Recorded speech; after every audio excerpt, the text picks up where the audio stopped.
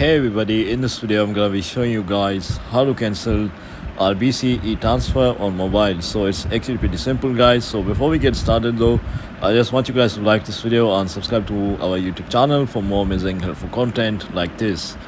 With that all being said, let's get started with today's video. Hi guys, so I'm on this currency mart website. It's a reputable website.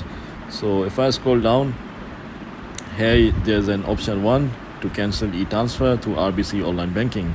So we don't want that. We want the option 2, which is to cancel the e-transfer through the RBC Mobile App. So RBC's mobile app is another efficient way to manage your transactions. So just launch your RBC Mobile app on your device, log it into your account, navigate to menu, then transfers, select e-transfer history. From the list of e-transfers, select the one you need to cancel, and finally just select cancel transfer, and that's how you do it guys.